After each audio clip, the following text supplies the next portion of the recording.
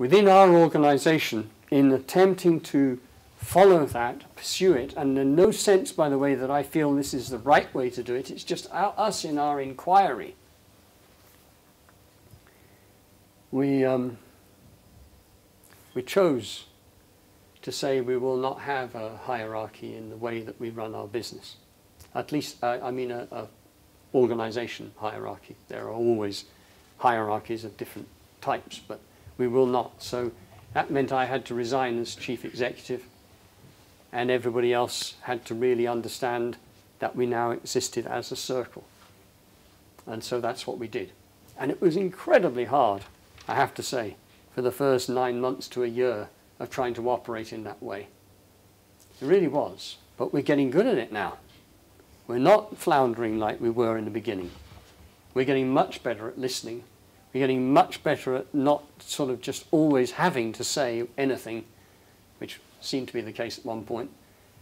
And we arrive at decisions, and we're going forward. And when we go forward, everybody is with it. Another thing then we said, we cannot have different rates of pay.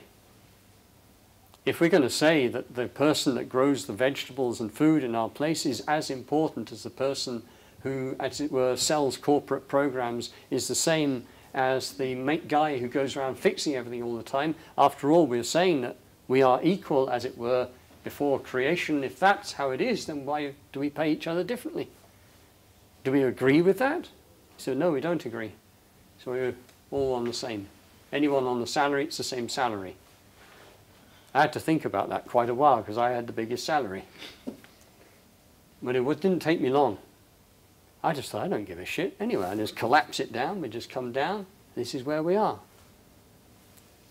And there's a tremendous sense of purpose, of power. So then we started saying, okay, looking at the recession and the economic situation, what happened, given that it's money that we earn from corporations that helps to fund our work with children, teenagers, families, all this other work that either loses money or breaks even. If that's our model, what happens if the recession bites so deep that we lose our corporate clients? So somebody said, well, what happens is we start losing our salaries, and they just start dropping down. You know, whatever, they come down and they just keep coming down. So maybe we don't have any salaries. So I said to the girl, I said, well, how do you feel about that?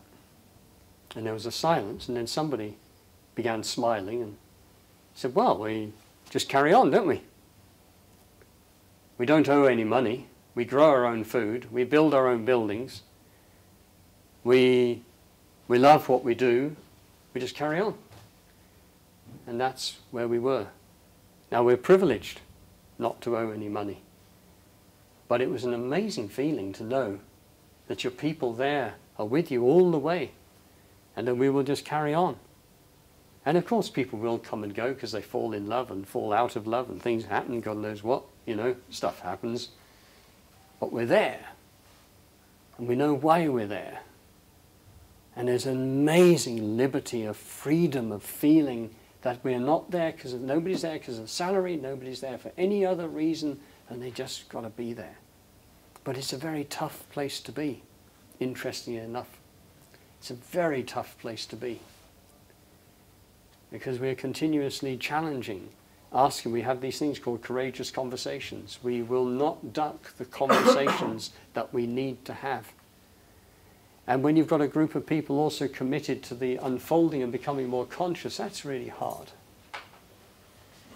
And you've got people like me who say maybe feel as if we've arrived somewhere, not allowed to be there.